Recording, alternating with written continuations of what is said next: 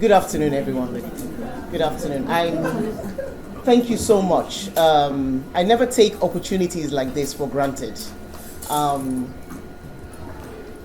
Even though I speak all the time, I still never take each opportunity for granted. And I'm really grateful to Shirley and the team for this opportunity to speak and have a conversation with parents. That's what it's really all about.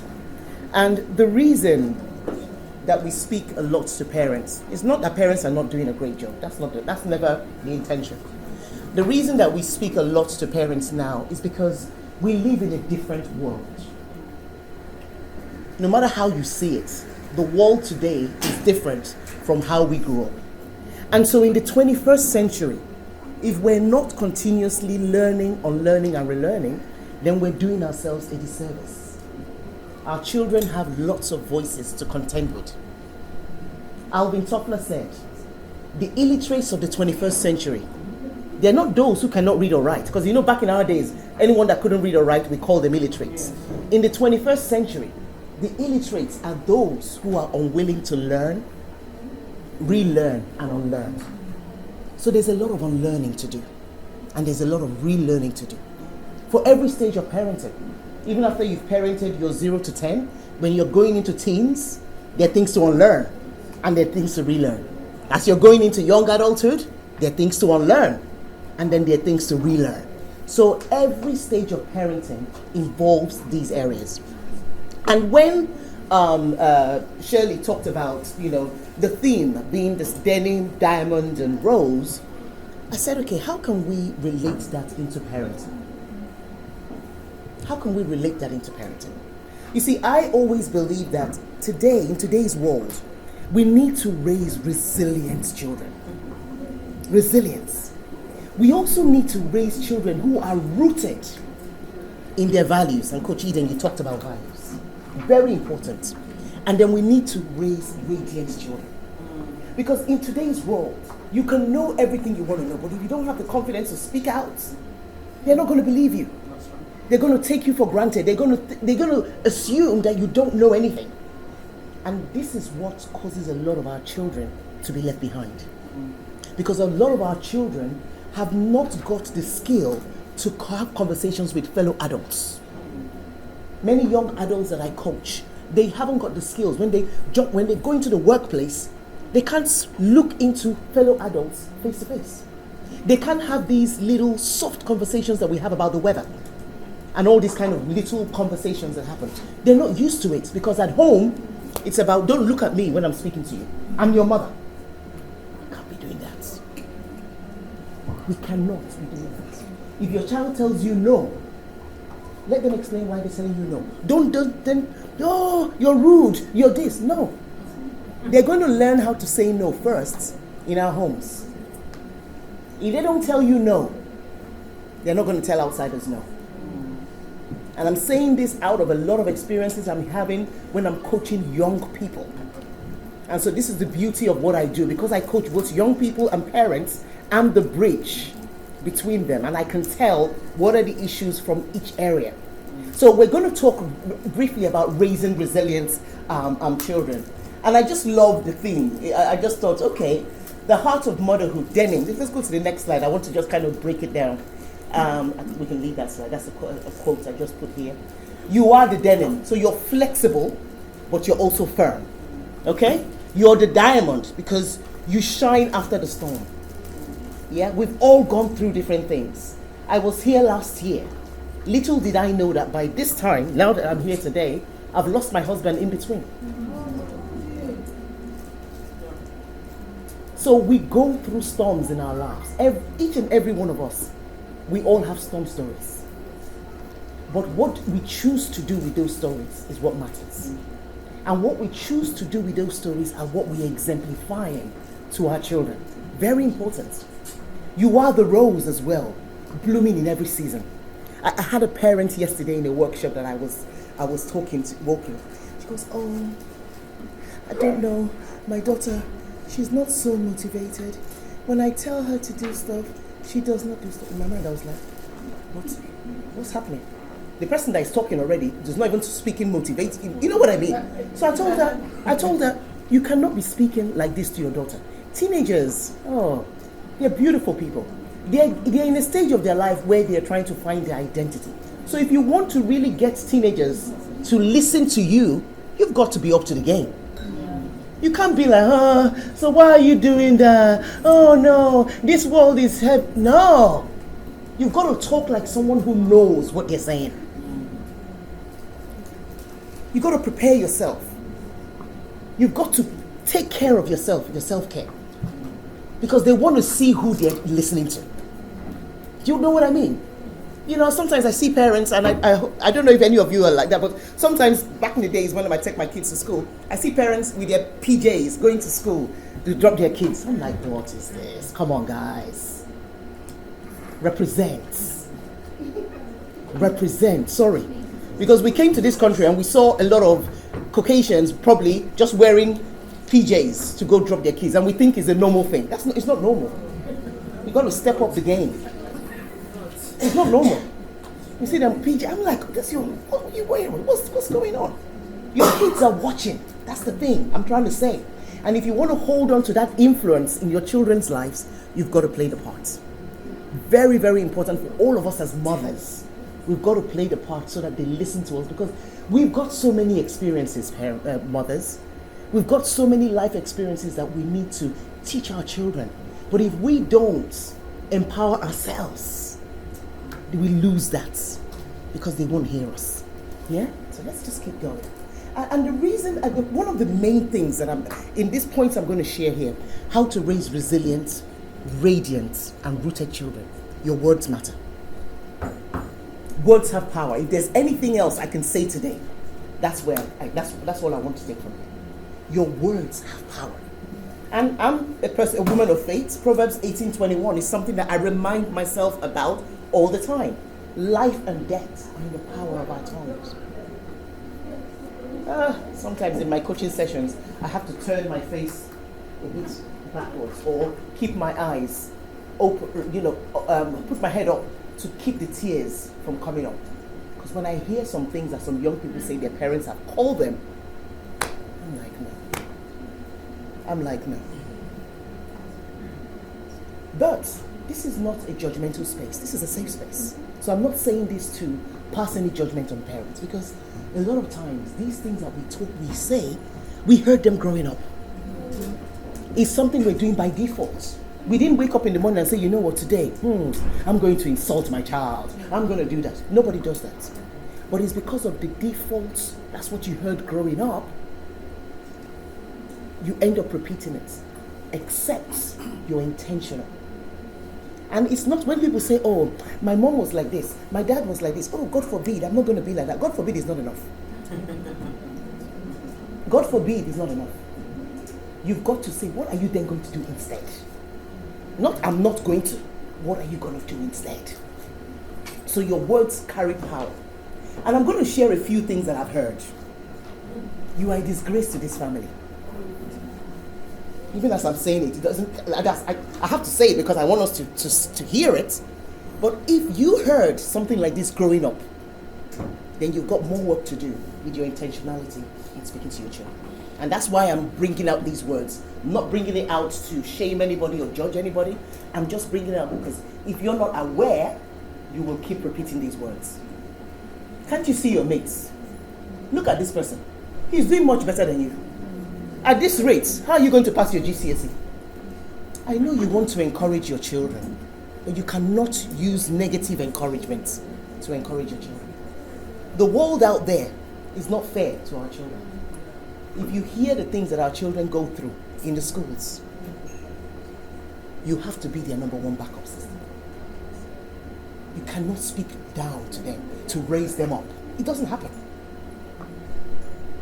It breeds insecurity, resentment, and low self-esteem. I know many young people, actually if you go to YouTube now, there are many young adults that are now talking about how their parents raised them. Oh, my mom did this, my dad did this.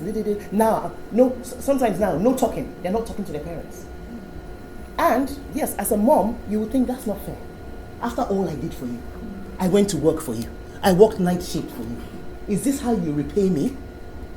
But I want to share with all of us today that in parenting, there are two things. There's the role and there's the relationship. We are very good with the roles. We're not good with the relationships. I'm sharing this here now for the first time. Roles and relationship. And sometimes now I'm being more intentional with making comments on some posts on social media, because sometimes I see some comments on social media and I'm thinking, how? Oh yes, beat him. Beat her. Yeah, do it. They need to learn lesson. I said, in this world, you guys are still saying that? Have you not heard the news? I work with a lot of boys in the Youth Justice Department service. A lot of them were beaten. So they now become teenagers. They want to do their own things. Mom is begging, please, in the name of Jesus, don't embarrass me. It's like, what? After you finish hitting me and beating me? Those things do not work. There are other ways that work. And if you can realize the power that God has given you with your mouth, even if you think it in your head, in your mind, in front of them, say, hey, they said you did it. Your teacher said you did this in school. This is not the boy that I gave birth to. The boy I gave birth to. If you see where I'm seeing him, leader, I call my children. My children all know that they're leaders. What are you calling your children at home? What are you calling them at home? Are you calling them the mistakes they're making now? Or are you calling them the future you see about them? You choose. Because those behaviors are not going to last. But if you keep calling them those behaviors, then guess what? They will keep fulfilling them for you now. Power of words, right? They will keep fulfilling them. And that is what is happening in our societies today.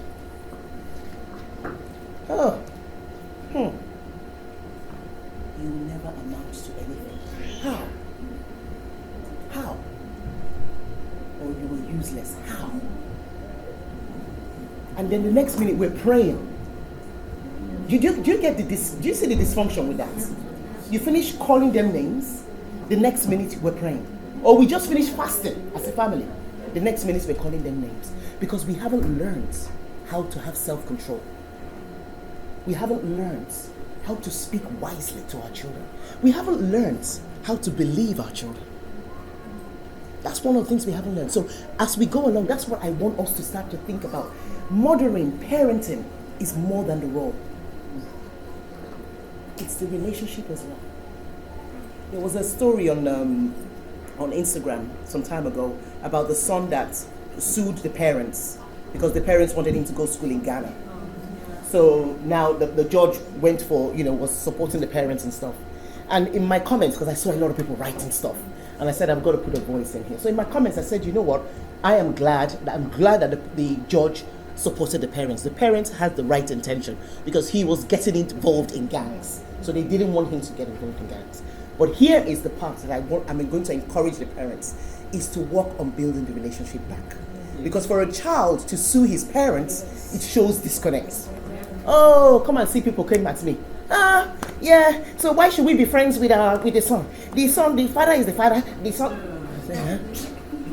I mean, many people like the comments, but the few people that made negative comments, I replied some, but I didn't reply some. And I thought to myself, I said, all I'm calling out here is, I even told one, did you read my comments? My comment started with, kudos to the judge. But here's what I want the parents to do, because as a mom, I know that his mother's heart will be very broken at the fact that he sued them. The father may still act tough, but the mom, in bed, in her quiet times, she'll be crying about it. Relationship is important. Speak to that boy in a way that you explain to him why you're sending him to Ghana. You can even tell him things like, you know what, it may not be too long. Just start at first. Because you never know, he will start and from there even enjoy it even more. Do you know what I mean? But it's about communicating the why to them.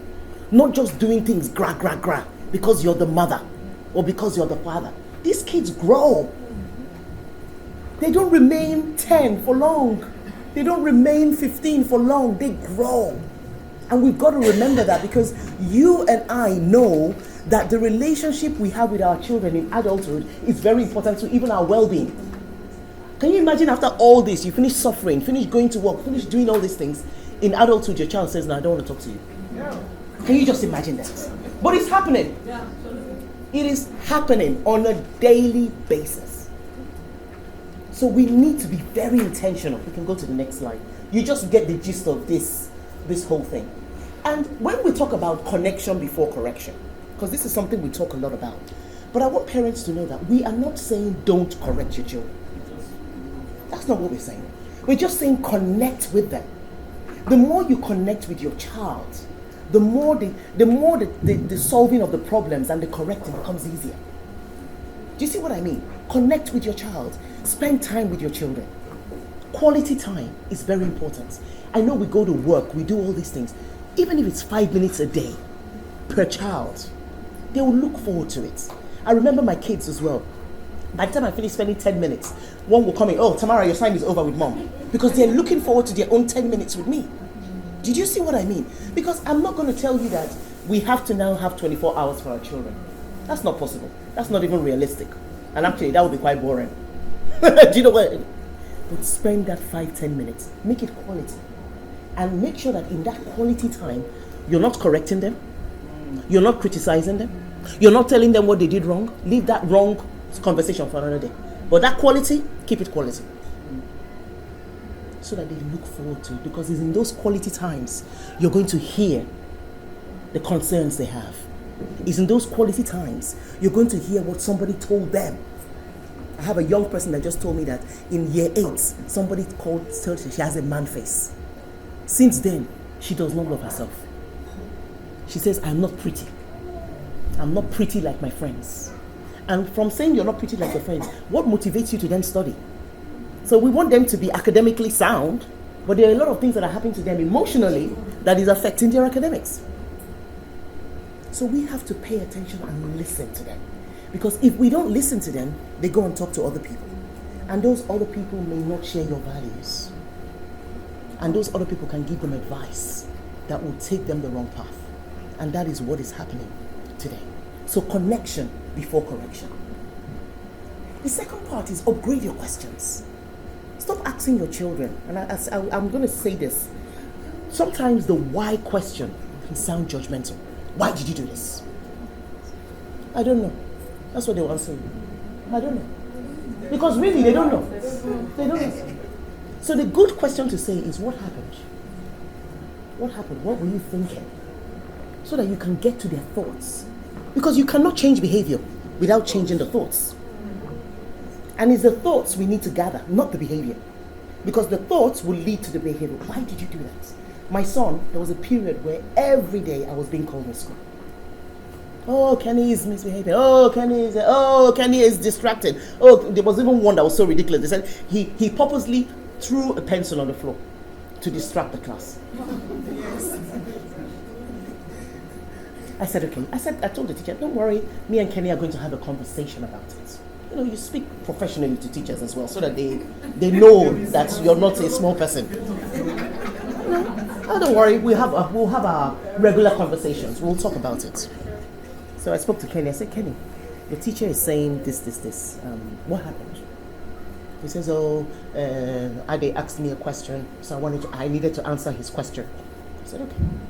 I said, you know what? You are a helper. You're a leader. You love to help people. And that's good. But see, here's the thing. You have to look at the environment you are. Your teacher is talking, so that's not the right time to be answering Ade's question. Tell Ade next time, I will answer your question outside. Can you see the correction here, guys? Because you need to be positive and affirm their gifts. He's a leader. He's answering a question. We don't want to pull that back from him, but we want to also explain to him that he needs to think about the environment he's at. The teacher is the person teaching in the class. In that moment, no one should be talking. Everybody should be listening. After that, that's it. He now knows that now, if the teacher is teaching, someone's asking him a question, later. And those are skills you're helping them to build. You're helping them to be aware of their environment. You're helping them to be respectful of their environment. If I started shouting at him, hey, you will not disgrace me today. How can your teacher be calling me every day? Hey, what did I do in this life? God, help me.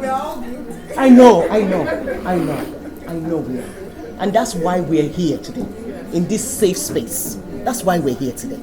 We are here so that now, when we feel like saying those things, just laugh at yourself and say, no, not mine. No, after this Denim and Diamond event I've come to, no more. Do you know what I mean? Because you want to hear their reasons. Yes. Many times we don't know their reasons because we haven't come to them in a reasonable way. Oh, I need to catch that. We don't hear their reasons because we haven't come to them in a reasonable way.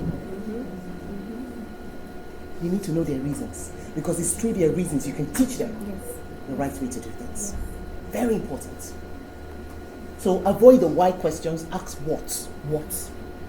Here, I'm going to talk about building resilience because a lot of times parents think building resilience is about being tough, being harsh on my children. You know, the world is harsh, so I need to show them the harshness. That's a big fat lie.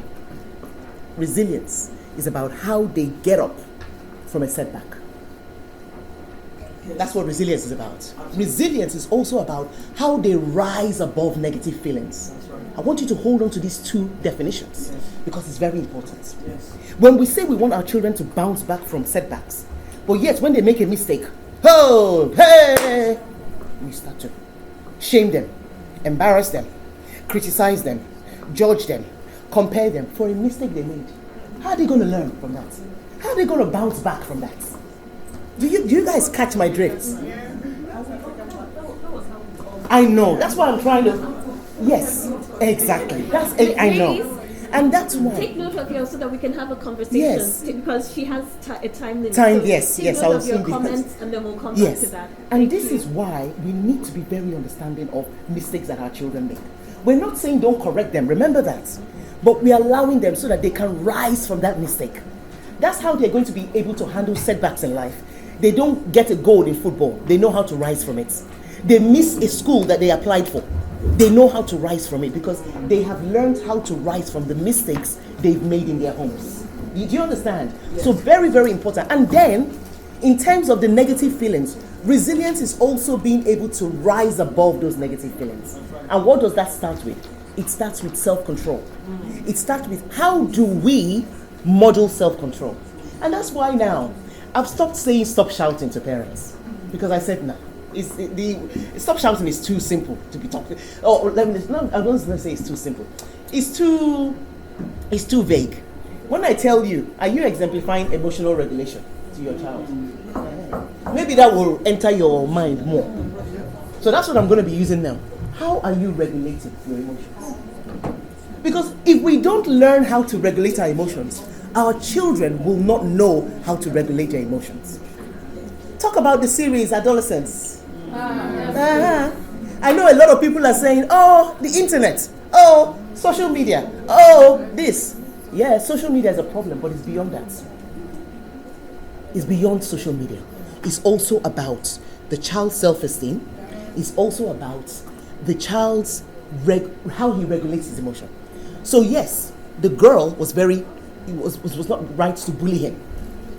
These are setbacks that can happen. How do you handle it? In the moment of anger, he couldn't handle it. You see his dad as well. In moments of anger, he flares up. That's what the boy has learned over time. That is what he has learned over time. So yes, there's social media issues. We can't hide away from it. But social media is here to stay. It's here to stay. But what can we control? Because we can't control the social media. What can we control? We can control how we act. We can control how we regulate our emotions so that our children can learn. Many, many children are very angry. Many children are very angry. Many. And sometimes it only takes sitting down with them, listening to them, and you will understand why. That's why when people say, oh, teenagers are this, teenagers are that, I never joined that conversation. I said, no. You cannot label teenagers because you don't understand what they're going through. You don't even understand the unconscious bias they go through in school. They step into a class and immediately the teacher is telling them off for nothing. Like they didn't tell them off for something else. I know my kids then, they would say they're doing the same thing that they would say, let's test this teacher out. The same thing that white kids just did. Our children would do it, they would get in trouble. And it was a test, so it's not as if they wanted to do it. But these are the things that happens out there in the world. So how can our children be facing those kind of things outside in the world, then come home and be facing issues as well with us? Why? Our homes are supposed to be a safe haven. So resilience is about modeling that regulation and also allowing them to make mistakes. Please, it's very important. And then the next one, which we'll soon be wrapping up, is you've got to be thinking about raising the future of your children. Your children are not just about what they're doing today, right now. You have to look at your children beyond their ages now. Who is your child? Who is your child becoming? Who do you want your child to be? And that is key. Right from time, I've called my children leaders. Right from time. Values. What are your home values? I ask this a lot to young people. Even sometimes, even some parents. They tell me, we have godly values. I say, okay, what are godly values? And it stops there. They just call godly. I want my child to be godly. Is that it? Do you get what I mean? Is that it? You've got to be specific with values. Our children are not answering my question when I'm asking them about values. And I'm thinking to myself, what's going on? Are you not talking about values at home? It's very important to speak about values. And this is what I encourage parents. Every quarter or every year, choose at least 3 values that you and the family will hold on to and do. Get your children to research, how do I behave with this value? I now like to include being compassionate in these values. Yes. Very important. And let us call out, many children don't know their identity. We need to start calling out their identity. My surname is Ikeji. I tell my children, in this Ikeji family, this is who we are. We are compassionate.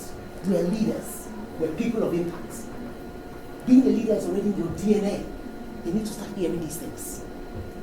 Being a leader is already in your DNA. Being a person of impact is in your DNA. This is our family. We need them to identify with who we are as a family. Tell them you have success in your DNA. I even shared with them my dad's story. My dad came here in the early 60s, all by himself, and walked his way through. Loved to read books. And when I told them this story about my dad, I didn't realize they were listening. Do you know, after a while, every time for Christmas list was all about books. They'll be writing names of different books on Amazon they want me to buy. I said, hey. I called my sisters. I said, this is one thing I did. You see the results. Everybody started doing this. Your grandfather was a reader. Your grandfather was a this. Because it worked. I didn't know it would work. I just saw the results. They started reading. Started doing research. Started being more confident in themselves. This is what happens. And then when they go out there, they're not easily influenced. Because they know who they are. So please, if you can take something home with us today, please choose 3 values. And then as your children get older, let them also choose values as well. Tell me, and we're going to do a review later. How have you exemplified those values? And then when you want to correct them, you correct them through the values. If they were mean to somebody, you say, we're compassionate people now. We're compassionate people in this family. Do you know what I mean? Like the workshop I was doing as well yesterday, they were telling me, the internet, how do we get our children to balance out? I said, again, it's through the values. If you've chosen something like focus in your values, then we talk about how to exemplify it. We spend this time on the screen for homework. We spend this time on the screen for game time. We spend this time, and then we don't spend some time in this. It's a regular, it doesn't need shouting. Conversation about internet and screen time does not need shouting. It needs agreement beforehand. Once you've agreed the thing, and you've given the consequences that will happen if it doesn't happen, all you need to do is, if they don't bring the phones, if you guys agreed phones, you just tell them, guys, you know the results now, and say it with a smile. There's no anger in this matter. There's no anger. You just say you know the agreement we all had now. You know now. Hey, you know now, yeah. And then you do. Our children need to hear our firm voices and our soft voices. They need to hear that. Firm and soft. Because they need that firmness for the boundaries. They need that firmness to know that there are consequences. Because there are consequences for choices. But they also need the soft voice to affirm them. They need the soft voice so that they know that they're safe in their homes. And then the final thing I'm going to talk about here is what are the essential skills for tomorrow? Because you're raising children about the future. Communication is key. Empathy is key. When I hear boys, they stabbed. I'm like, stabbed. So what was going on in your mind? Where was the empathy? Where was the compassion? Where was all of that? Have they seen it at home? These are skills they need in today's world. They're going to need to adapt to different situations, adapt to changes, adapt to different environments. They're not going to live with you forever. These are things they need to learn today. Communication, compassion, conflict resolution. How are we resolving conflicts in our marriages? I was speaking to married women on Thursday in a mentoring workshop, mentoring session. How are we resolving conflicts? Because our children are watching us. If we don't resolve it in front of them, if we don't resolve it positively in front of them, how will they learn to resolve conflicts? Many of our children are struggling with friendship groups, change of friends, quarreling with friends, not talking to one friend or the other, and they're not knowing how to resolve it because they haven't learned it in our homes. So we need to think through these things. We need to think through them. And please note, this is a big ask, please. You are not just raising children. You're healing a generation. You're healing a generation. Because you see us as moms, we all need healing. We've all gone through things. There's so many unspoken and unaware trauma that we've been through. That's even causing illnesses. And I'm going to wrap up with this. In 2018, I was diagnosed with lupus.